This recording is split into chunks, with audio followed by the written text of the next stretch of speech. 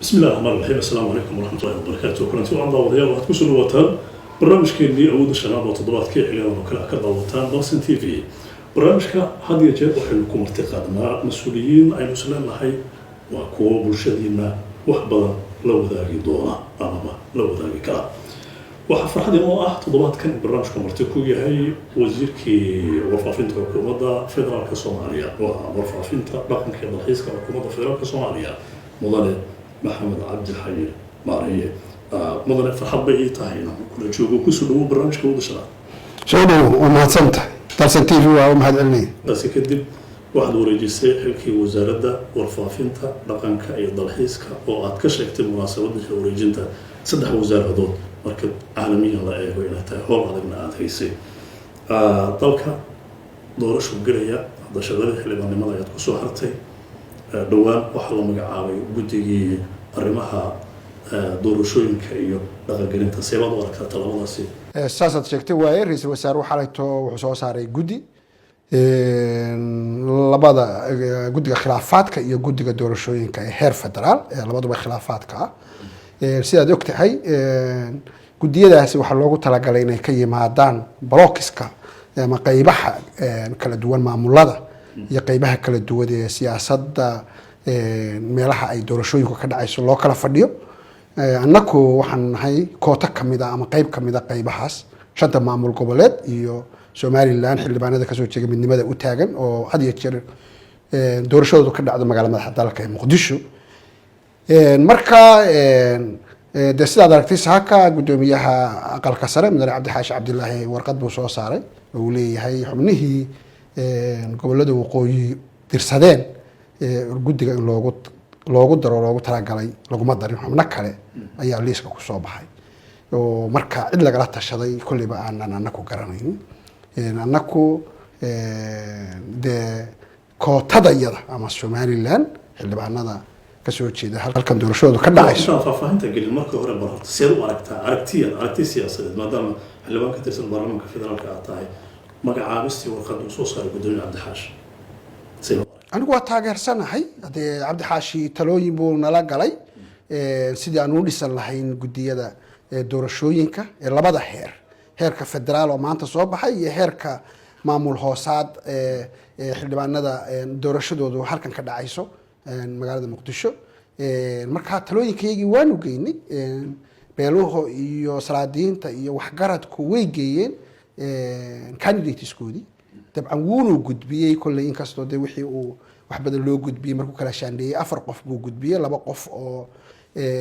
ugu talagalay guddiga doorashada iyo 2 qof oo ugu talagalay guddiga khilaafaadka kuwa aan ahayn baan ku soo baxay listigii de marka anigu waa sida Cabdi Xaashi uga xuyahay baan uga xumahay in maaragtay de wixii aanu geysanay aan la soo saarin laakiin waxaan taageersanahay de dabcan oo dadkoo dhamina Soomaaliya dhamina sugaysaa in guddiga la dhiso sida maamul goboleedyada kale liiska ay soo gudbiyeen loo qaatay de annagana waxay ahayd liiskaan gudbinay in la qaato arrintaas intee la egbay ku keeni kartaa geedi socodka siyaasadda iyo qorshayaasha doorashada waqtiguna aad u yaryahay de marka ugu horeysa waxaanu doonaynaa dawladdu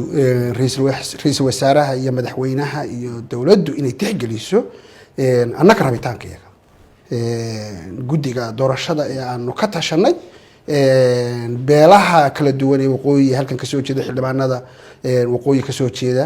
midnimada u taagan ay ka tashadeen badankooda kulliba odayga annaku aanu dadkii u tagnay taladayda u geynay aanu ahayn in ay de nagu tixgeliyaan xataa haddii meelo kala duwan waxyaalo kale ka jiraan de isu kaya keenaan maadaama annaku aanan hadda halkan aanu joogno oo aanan lahayn sida maamul goboleedyada kale maamul noo maamula arrimo hoosaadka yaga dee waxaanu samaysanay Cabdi Xaashi inuu noqdo maaragtay odayga noogu da'da weyn noogu sareeya sharciyanna haysta sharciyada inuu guddiga gudbiyo dee cidda kale ka qaateen iyaga sheegi doona laakiin annaku ma naqaan ma kala hadasheen ra'iisul wasaaraha oo arrintan isagu de madax ka ah amaba dalka xukuumadda ku hogaaminaya anigu personally waqti uma helin xalay bay soo baxday listigu laakiin waxaan filayaa inay guddoomiyaha wada xidhiidheen baan filayaa weli ilaa hadda waqti maanu helin. haddii sidan warqadda lagu adkaysto xukuumadda ku adkaysato hore looga socdo muxuu noqonayaa ama noqonaysaa tallaabada labaad ee guddoomiyaha aqalka sare iyo adigoo xildhibaanadii waqooyiga matalaya iyo xubnaha kale? de horta marka ugu horeysa doorasho markii la gelayo waxaa loo baahan yahay doorashadu wax la wada leeyahay inay noqoto ayaa loo baahan yahay. waxaa loo baahan yahay xubnaha guddiga noqonaya inay noqdaan xubno haysta kalsoonida dadka ay matelaan, sida ay maamul goboleedyada kaleba usoo magacaawdeen liiskoodii loo qaatay waa in nalaku tixgeliyaa. isla markaana saamileyda siyaasadeed siyaasaddu ay ku qanci karaan waxaan inaan qof gaarihi qoran wayna ku qanci karaan. marka waxaan isleeyahay haddaan wax laga qabanin sharciyadda doorashada gobolada waqooyi iyo waxa kasoo bixi kara inay wax dhexdhexaada yihiin oo dadku u siman yihiin, oo xildhibaanadii hore wasiirada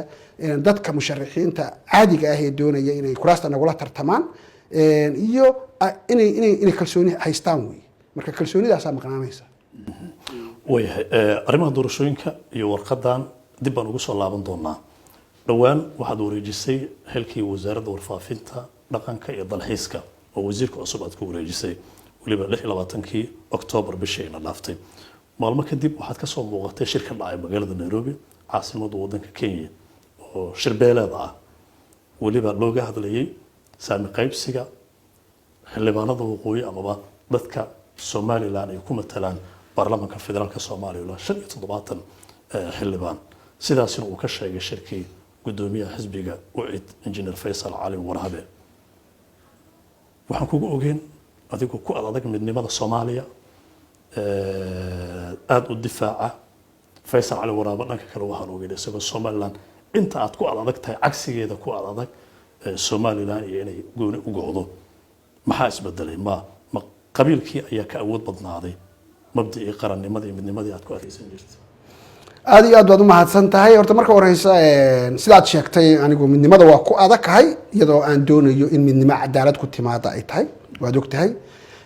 gobolada waqooyi 1960kii dareen wanaagsan iyo rabitaan midnimo Soomaaliyeed ayay iyagoo dawlad gaar noqon kara sida Djibouti oo ka yariba u noqotay ay halkan ku yimaadeen. waxaan aaminsanahay dadkoo dhamina aaminsan yihiin in qaabkii loo koonfurta u receive garaysay ama u qaabishay dareenka wanaagsan inuu markiiba khaldamay oo aad ogtahay in 1961 la isku dayay Afgambi Hargeysa in dib loo taariikhda ka soo dhawaan intaasoo dhan.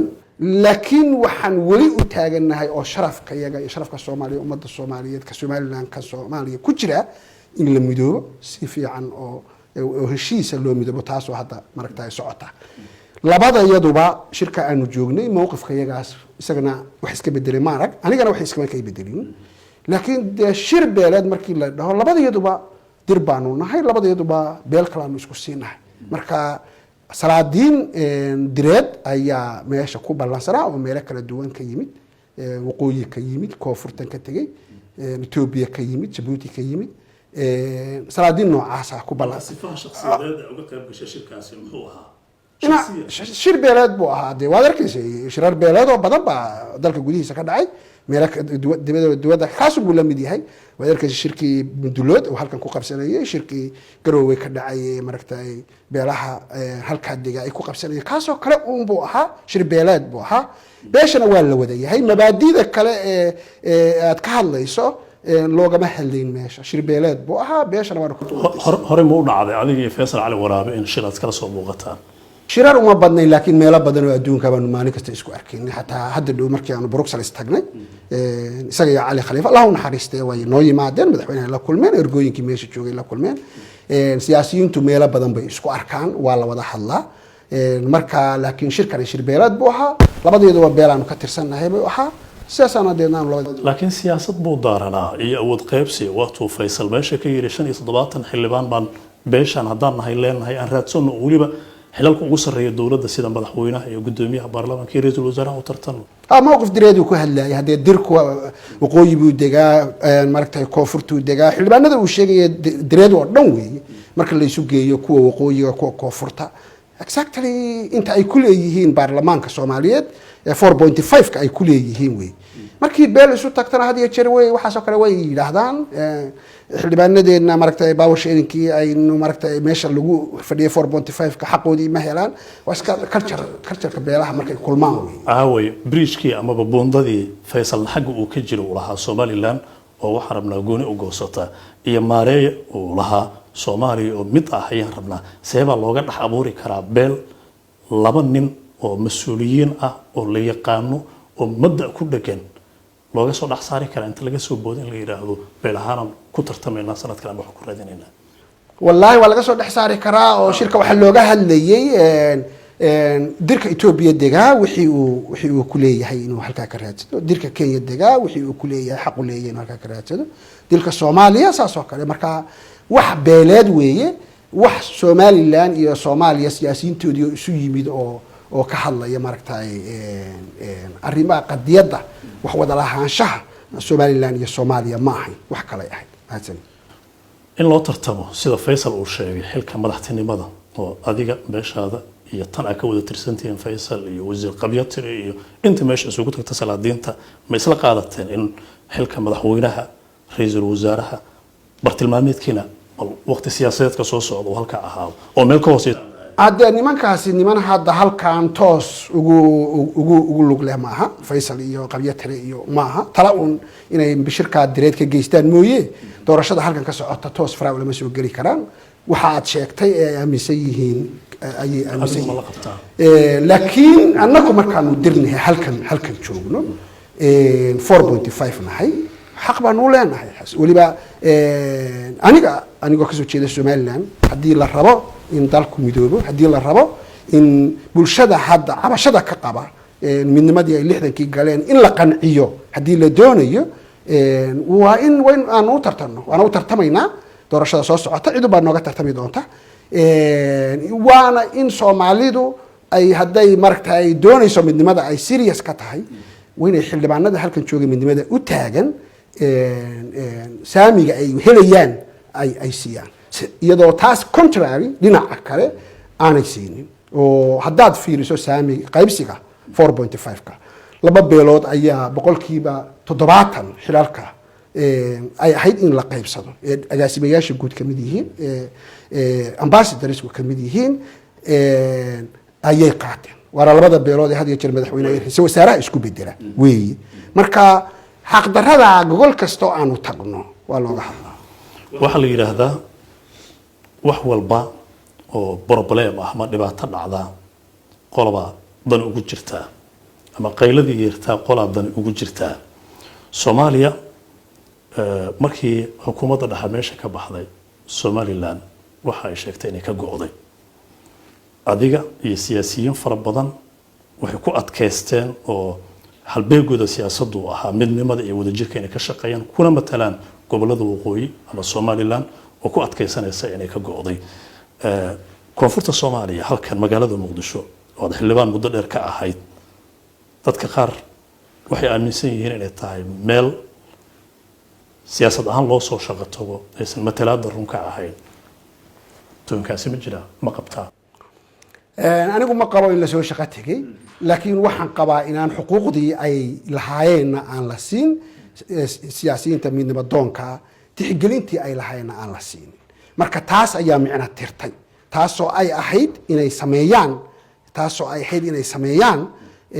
siyaasiyiinta ama beelaha hadda maadaama 4.5 lagu jiro aragti kala haadaan beelaha iyo siyaasiyiinta reer koonfureed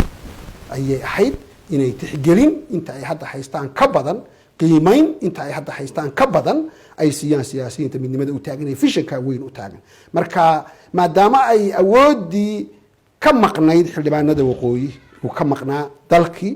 uu ka maqnaa in badan oo maragtay awoodahoodii degaan dhaqaale siyaasadeed uu ka maqnaa halkana tixgelintii loo baahnaa ka waayeen wixii laga sugayay dadka midnimo doonka ee xagga jooga ay ka sugayeen ayay ka waayeen maxaad ku soo kordhiseen matalaadiina waqooyiga dowladda Soomaaliya ama midnimada Soomaaliya sharciyada oo dhan ay ku jirtaan ku soo kordhinay haddaan sharciyada aan anagu ku jirin reer koonfureed bay noqon lahay dalku si toos u kala goy lahaa haddaanaan annagu ku jirin marka waxaan ku kordhinay sharciyadda ay maanta ku yihiin jamhuuriyadda soomaaliya ayaanu ku kordhinay waxaanu ku soo kordhinay in weli uu jiro dareen kii midnimadoo dalkii midaysan yahay marka waxyaalo waaweyn ayaanu ku soo kordhinay oo runtii jiritaanka jamhuuriyadda soomaaliya shanta 4.5 mudane wasiir adigoo aad u mahadsan haddaan si kale u dhahno waa federaal wadamo badan oo caalamka ah ayaa qaatay oo maraykanka uu ka mid yahay matalaada federaalka xukuumadda dhexe amaba kuraasta gobolada senatarka uu ka soo jeedo waxbuu ku soo kordhiyaa oo horumar hadday ahaan lahayd ceel biyo luqada caafimaadkii dhismihii horumareed gobolada aad ku madasho baarlamaanka soomaaliya oo waqti dheerna aad ugu jirtay sharciyan marka laga soo tago maxaad kale oo aad ku soo kordhisay dadka aad ku matasho baarlamaanka gobolada ka soo jeedaan horta wixii hadda ka horeeyay oo dowladnimada Soomaaliya ay xoogaysatay alxamdulillah wax badan la qabtay xiriirkii caalamka la soo celiyay dalku de dabcan deegaan waliba khayraadkiisana waa isku horumarinayay oo Somaliland nabad bay ahayd maamul baa ka jiray maamulkaas wixii uu dalka isaga maamulayay wixii beesha caalamka laga helo oo waxa aan anigu inaan wax ka geeyo ay ahayd wixii hadda ka horeeyay waxay lahayd nidaam beesha caalamku Somaliland heshiisyo dawladda iyo dawladda Soomaaliya iyo dawladda Somaliland ay galeen way jireen in aan la siyaasadayn deeqaha beesha caalamka sida gargaarka horumarinta iyo dhismaha dawladnimada maamulada inaan la faragelin laakiin nasiib darro waad ogtahay wixii ka dambeeyay June 2018 markii wasaaradda qorsheyntu warqad qortay oo ay maragtay leedahay waa in la joojiyo special arrangementigii Somaliland lagu taageerayay wixii ka dambeeyay oo dhan dhibaato ayaa haysata Somaliland runtii oo sharciyadda dawladnimada culeyskeeda ku haysata oo hay'adihii lagu bareesharinayo inaanay la macaamilin haddii aan dawladda dhexe ogolaan iyadoo heshiiskii siyaasadeedna aanu jirin marka wixii hadda ka horeeyay waxaanu annagu had iyo jeer waardiin jirnay inay xuquuqdooda helaan oo aan sharciyadda dawladnimada aan maragtay inta laga heshiliyo siyaasiyan aan dhibaato loogu geysan waad ogtahay hadda dhow anigu inaan ka hadlayay markii 2 wiil ka hor halkan dawladda iyo ay ku galayeen UN ku heshiiska ay ku galayeen oo runtii iyadoo aan siyaasiyan laga heshiin haddii la isticmaalo sharciyadda dawladda oo miisaan weyn leh loo isticmaalo beesha caalamka ay xataa gargaarka bini aadamku uu laga yaabo inuu ka go'o mudane imise sano ayaad xildhibaan matala gobolada waqooyi ama Somaliland ku matala baarlamaanka tahay ilaa 19 sano 19 sano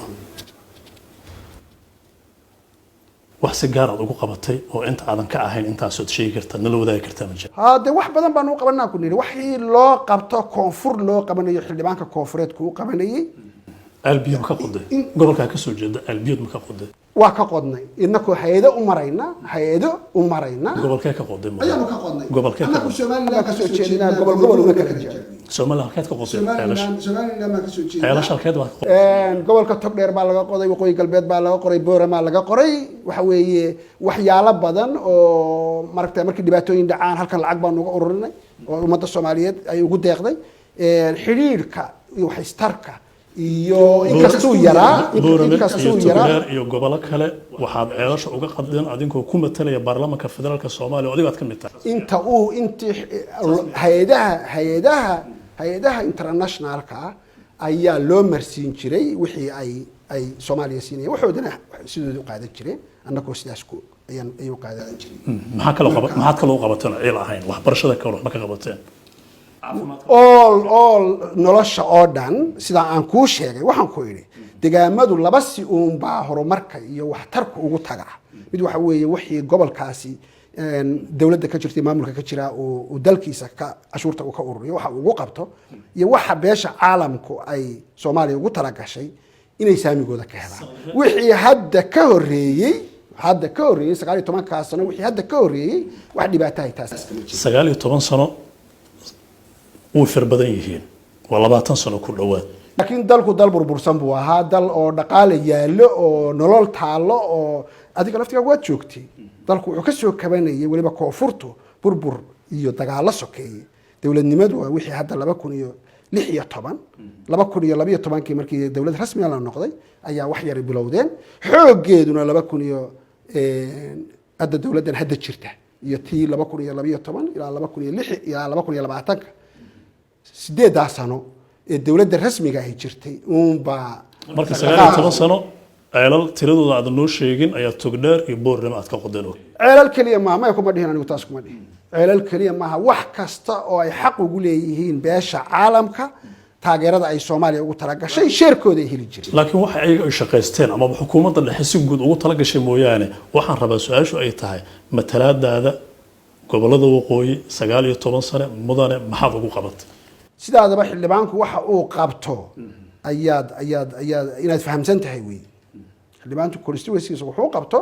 waxa weeye ama dawladda dhexe ayaa ugu talagashay miisaaniyad gobolada oo uu geeyaa deegaankiisa xildhibaanka shaqadiisa maysan ahayn in xafiis siyaasadeed uu yeesho mid arrimaha bulshada uga shaqeeya deegaanada dadka uu ku matalo yeesho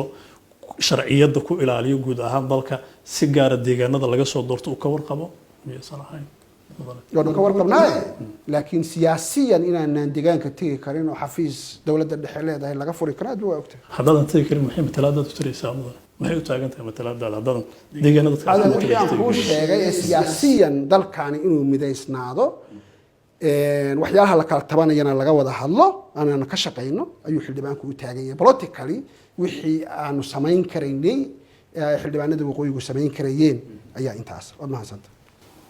wayahay 19 sano maxaa kuu fududeeyay inaad kursi xildhibaan ku fadhido ma dadkaad maxaa fursadaasi ku siiyay 19 years 19 sano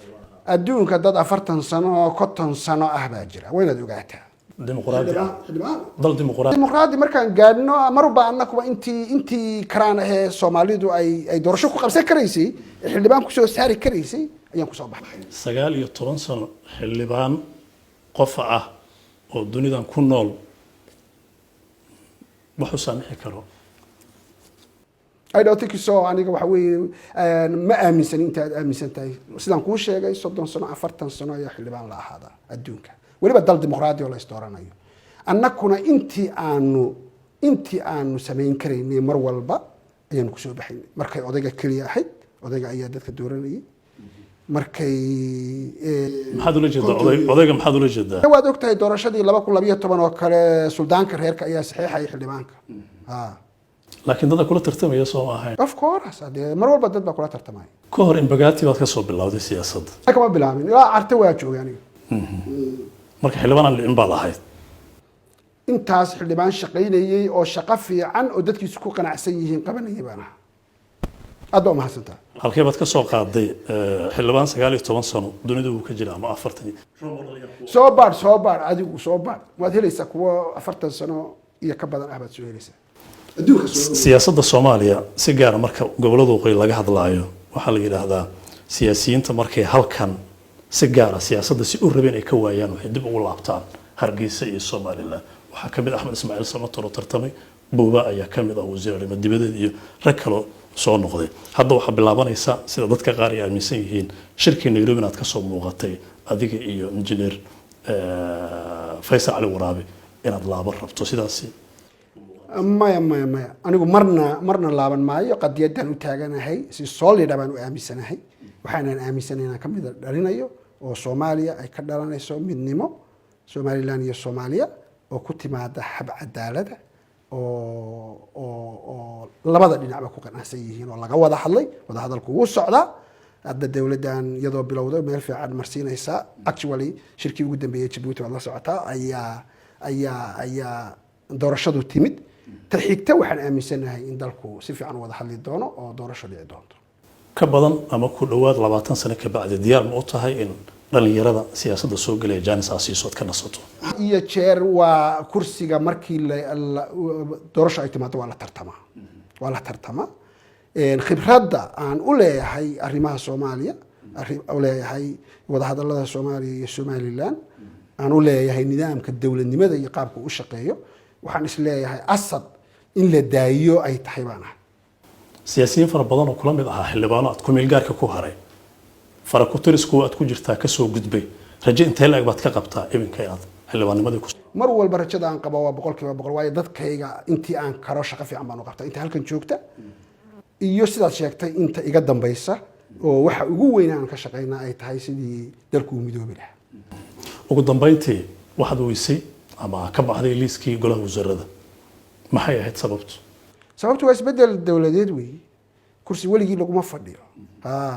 waa nolosha siyaasadda ayaa sidaas madaba xilkaa ka weyn oo wasiirka inaad raadsatay sida kan dabcan waan sheegay anigu maba raadsan wasiir anigu ma raadsan markii dhawadeer shafalkii dawladdii maxaad raadsatay waxaan raadsaday ra'iisul wasaare ku xigeen nin walaalkay hore ugu fadhiyana maaragtay ku guuleystay waan ugu hambaliyay waana sababtaad ku weysay wasaaraddaada waa malaynay de kulli xilku laba ma aha ra'iisul wasaare ku xigeenku hal xab waa halkii xabana ninkii haystaa difaacday kursigii marka asaasaan ku waayay waana ku faraxsanahay oo dabcan waa la tartamaa ama waa la luus gareeya ama waa la weyn gareeya aragtidaada ugu dambeysa maxay tahay doorashada la filayo weliba 27 November dastuuriyan waxaa kaa dhacaya kaarkii xildhibaannimada federaalka Soomaaliya seebad arrintaas u aragtay waxaa jira go'aan uu baarlamaanka federaalka Soomaaliya fadhiyadiisii ugu dambeeyay mid kamid ah ku ansixiyay ma jiro firaaq siyaasadeed ma jiro baarlamaankani wuxuu si sharci u fadhiyayaa ilaa xildhibaankan aan ku fadhiyo kursigan aan ku fadhiyo xildhibaano kale loo dhaariyo oo la buuxiyo marka laakiin waxaa hubaala dalku inuu doorasho u dareeray doorashadana ku faraxsanahay waa waxa qura ee Soomaalidu hadda muddooyinkii dambe mar walba 4 sano markay dhamaato sideedii loo qabanayay doorashada loo qabanayay waa ku faraxsanahay waanu tartamaynaa waxaan rajaynayaa insha Allah ta'ala in waqtigii loogu talagalay doorasho nadiif ah oo maaragtay dadkoo dhan ku kalsoon yahay ay dhacdo sidaana dawlad kale ay ku dhisanto mudane wasiir aad baad u mahadsantahay oo ku faraxsan barnaamijkan nala joogto dawdal barnaamijkeennii awoodda shanaad toddobaadkan inta ayaan kusoo gabagabeynayna waxaa marti ku ahaa wasiirkii hore ee wasaaradda warfaafinta dhaqanka iyo dalxiiska xukuumadda federaalka Soomaaliya ahna xildhibaan ka tirsan baarlamaanka federaalka mudane maxamed cabdi maareeye barnaamijka lamid ah intaynu dib ugu kulmayno waxaan idinku dhaafaynaa sidaa iyo nabadgelyo